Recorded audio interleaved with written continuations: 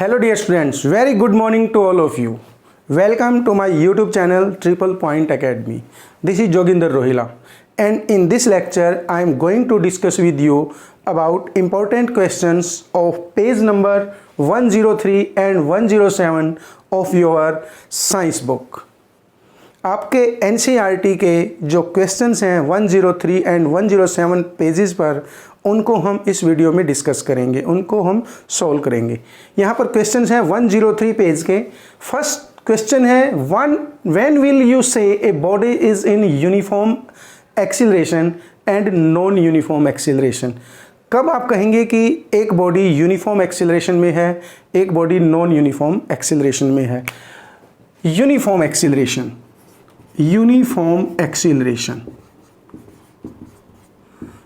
uniform acceleration. A body is said to be in uniform acceleration if its velocity changes by equal amounts in equal interval of time. If its velocity changes by equal amounts in equal intervals of time, that will be called a uniform acceleration. Suppose if you say a body is moving like this from point A to B, and we say that there is a particular distance, there is a particular displacement, and in 1 second, 2 second, 3 second, 4 second, 5 second. Suppose if I say in 1 second, for in first second the body is moving like this, 2 meter per second, and in next second the body is moving 4 meters per second, and in next second the body is moving like this, 6 meter per second, 8 meters per second, 10 meters per second. It means the velocity is changing, velocity is increasing, and that increase is a regular increase with regular intervals of time. Such type of acceleration will be called a uniform acceleration. And non-uniform acceleration, how will you define non-uniform acceleration? A body is said to be in non-uniform acceleration if its velocity changes unequally by equal intervals of time. कि equal intervals of time में उस body की जो velocity का जो change है वो regular change नहीं है। मान लीजिए आप ये कहें कि फर्स्ट सेकंड में उस बॉडी की जो वेलोसिटी है वो 2 मीटर्स पर सेकंड है, नेक्स्ट सेकंड में उस बॉडी की जो वेलोसिटी है वो 7 मीटर्स पर सेकंड है, उससे नेक्स्ट सेकंड में मान लीजिए आपके 3.5 मीटर्स पर सेकंड है, उससे नेक्स्ट कहीं आप 12 मीटर्स पर सेकंड है। It means there is no regular change in the velocity of the body. If such type of case is there, when the body is moving with a irregular change in the velocity with equal intervals of time, you will say non-uniform acceleration. उस case को आप non-uniform acceleration का case कहेंगे। तो इस type से आप exam में बता सकते हैं कि यूनिफॉर्म एक्सीलरेशन क्या होगा, नॉन यूनिफॉर्म एक्सीलरेशन क्या होगा। सेकंड क्वेश्चन देखते हैं। ए बस decreases its speed from 80 kilometres per hour to 60 km per hour in 5 seconds. Find the acceleration of the bus. आपको acceleration find out करना है। acceleration के लिए क्या फार्मूला है? acceleration, when you calculate acceleration, final velocity minus initial velocity upon time. It is the ratio of the change in velocity to the time. Final velocity minus initial velocity. In this case, initial velocity, what is the initial velocity of the bus?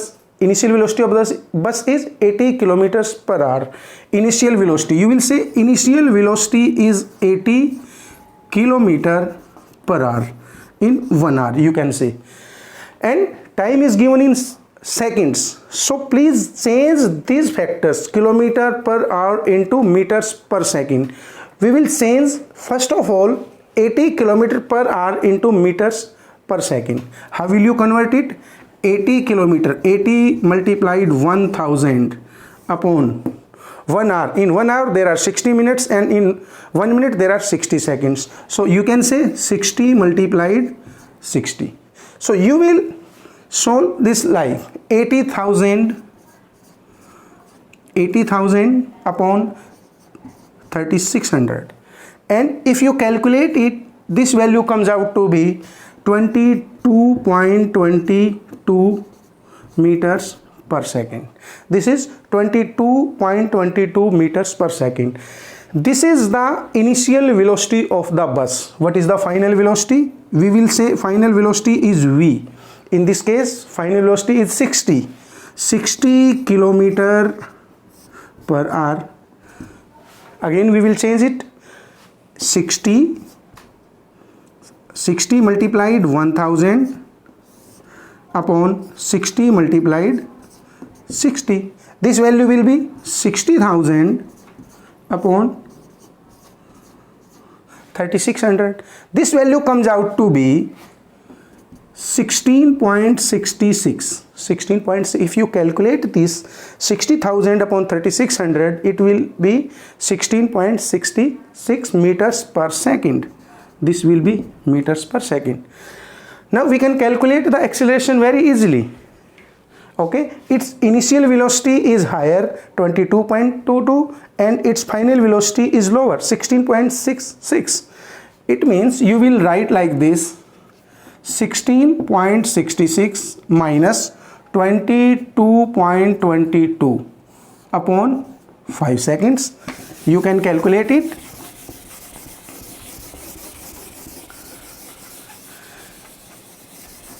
If you calculate it separately, this value comes out to be minus 5.56 upon 5. This value is minus 5.5. 16.66 minus 22.22. This value comes out to be minus 5.56 upon 5. 5 seconds is there, and this value comes out to be around 1.11 meters per second square.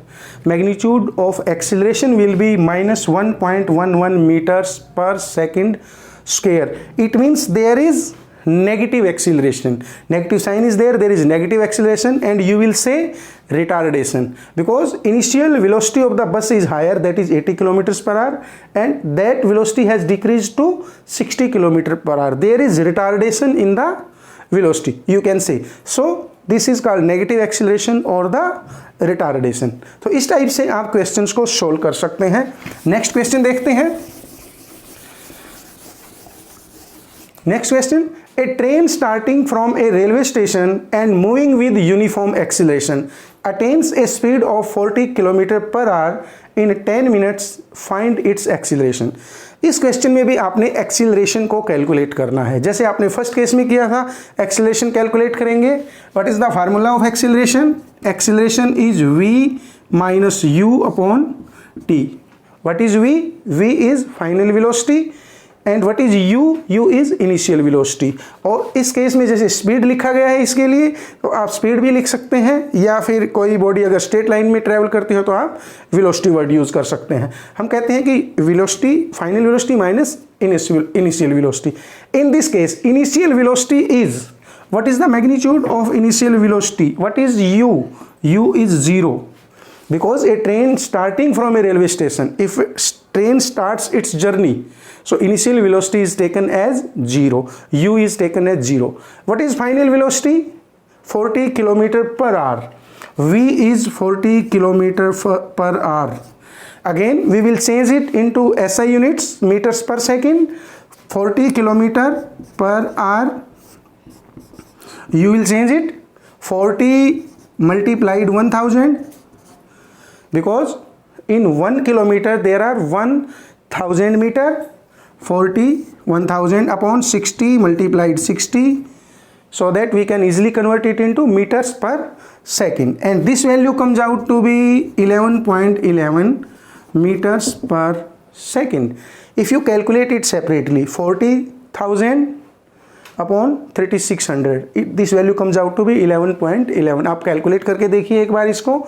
यहाँ पर final velocity 11.11 है, initial velocity 0 है, तो यहाँ पर हम put करेंगे 11.11 minus 0 upon time हम यहाँ लिखेंगे 10 मिनट्स. 10 मिनट्स को भी आप कैलकुलेट कर लेंगे, सेकेंड्स में कन्वर्ट कर लेंगे. 10 minutes multiplied 60. So you will say this value is equal to 600 second. Time is 600 second. So acceleration you will write like this: 11.11 upon 600.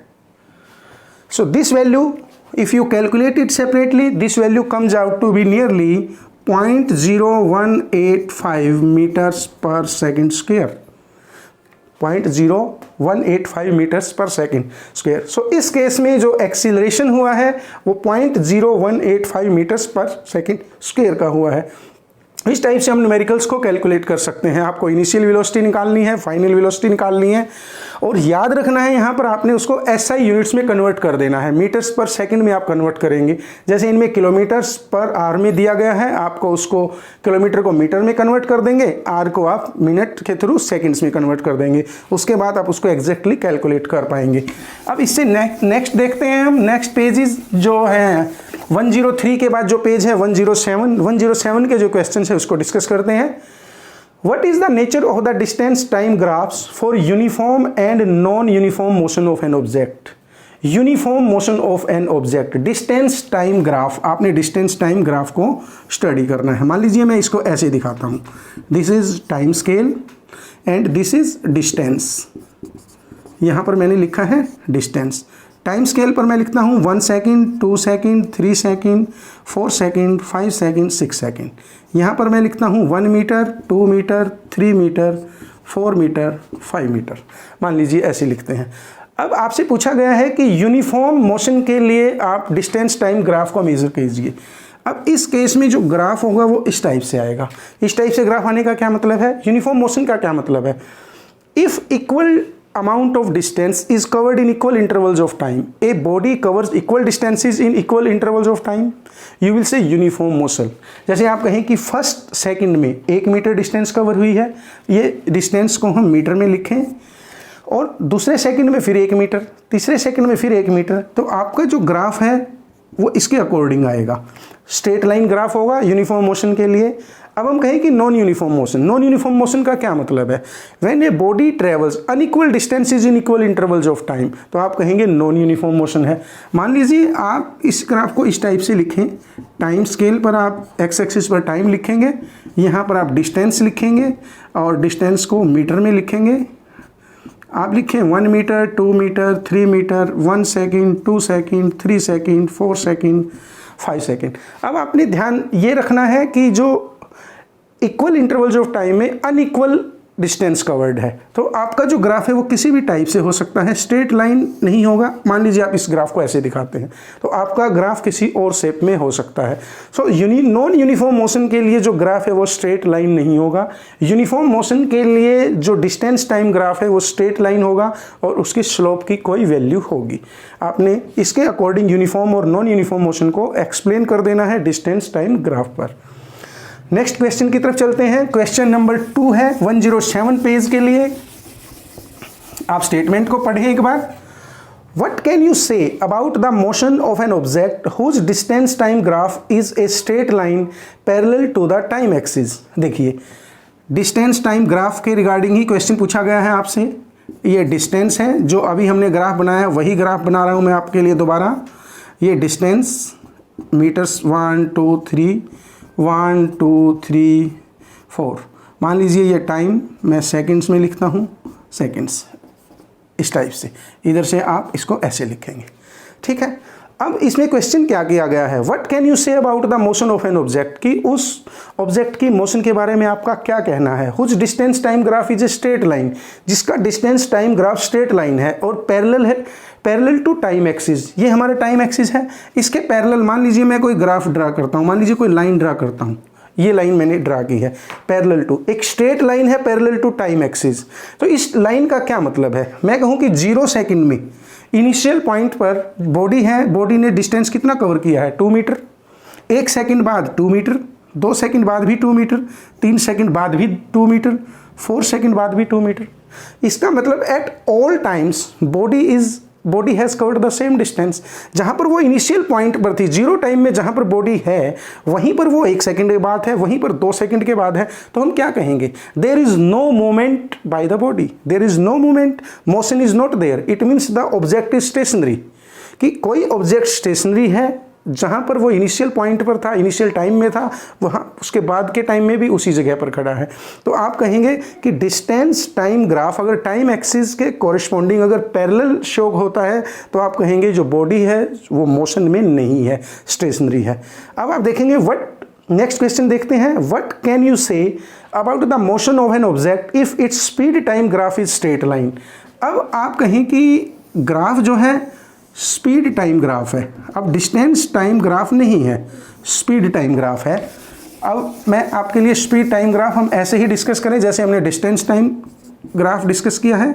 Speed के लिए स्पीड है मीटर्स पर सेकंड में, ऐसी स्पीड है। मान लीजिए मैं ये लिखता हूँ 1 2 3 4 1 2 3 4। अब क्वेश्चन क्या किया गया है, what can you say about the motion of an object if its speed time graph is a straight line parallel to the time axis. ये ग्राफ भी आपका स्ट्रेट लाइन है। इस स्ट्रेट लाइन ग्राफ का क्या मतलब है, देखिए जीरो टाइम में स्टार्टिंग पॉइंट पर उसकी गाड़ी की जो स्पीड है, ऑब्जेक्ट की जो स्पीड है वो 2 मीटर्स पर सेकंड है। 1 सेकंड बाद भी 2 मीटर्स पर सेकंड है, 2 सेकंड बाद भी 2 मीटर्स पर सेकंड है, 3 सेकंड बाद भी 2 मीटर्स पर सेकंड है, 4 सेकंड बाद भी। इसका मतलब है एट ऑल टाइम्स, हर टाइम में गाड़ी की स्पीड कांस्टेंट है। The speed is constant, there is no change in the speed of the body. If there is no change in the speed of the body, in that cases acceleration will be 0। मान लीजिए कोई body same velocity के साथ या same speed के साथ travel करती है, तो इसका मतलब है एक्सेलरेशन का कोई मैग्नीट्यूड नहीं होगा, एक्सेलरेशन विल बी 0। तो इस टाइप से इस केस में हम कहेंगे एक्सेलरेशन 0 है, कांस्टेंट स्पीड है। नेक्स्ट क्वेश्चन है, लास्ट क्वेश्चन है 107 पेज का, what is the quantity which is measured by the area occupied below the velocity time graph. ये वेलोसिटी टाइम ग्राफ, मान लीजिए ये स्पीड टाइम ग्राफ है, इसको आप वेलोसिटी टाइम ग्राफ भी कंसीडर कर सकते हैं। वेलोसिटी टाइम ग्राफ में कोई भी पार्टिकुलर, जब हम लाइन ड्रा करते हैं किसी पार्टिकुलर केस के लिए, जब हम यूनिफॉर्म एक्सीलरेशन या कोई और चीज़ें डिस्कस करते हैं, तो जो एरिया उस पार्टिकुलर लाइन और टाइम एक्सिस के साथ है वो एरिया क्या डिफाइन करता है। जैसे मैं मान लीजिए मैं कहूँ कि ये पार्टिकुलर ग्राफ है, इस ग्राफ में इस लाइन से इस लाइन के बीच में जो एरिया है वो क्या डिटरमाइन करेगा। According to the area enclosed by the line in the velocity time graph corresponding to the time axis, that will determine the distance traveled by the body। अगर हम एरिया को कैलकुलेट करते हैं उस पार्टिकुलर लाइन के कोरिस्पोंडिंग, उस particular line उस graph के नीचे जो एरिया है टाइम एक्सिस के और उस पार्टिकुलर ग्राफ के बीच में जो एरिया है उसको हम कैलकुलेट करें, तो उससे हमें पता चलेगा कि उस बॉडी ने कितनी डिस्टेंस ट्रेवल की है। So distance travelled by the body can be calculated by using और by measuring the area occupied below the velocity time graph. इसके अकॉर्डिंग हम उसको कैलकुलेट कर सकते हैं। सो डियर स्टूडेंट्स, आप क्वेश्चंस को ध्यान से पढ़िए, समझने की कोशिश कीजिए, उनको सोल्व कीजिए। इसी तरह से हम नेक्स्ट वीडियो में और भी एनसीईआरटी के जो क्वेश्चंस हैं उनको डिस्कस करेंगे। इससे नेक्स्ट पेजेस के जो भी क्वेश्चंस हैं हम उसको नेक्स्ट वीडियो में ज़रूर डिस्कस करेंगे। So dear students, please like and share the video and subscribe my YouTube channel. Thank you very much, best wishes.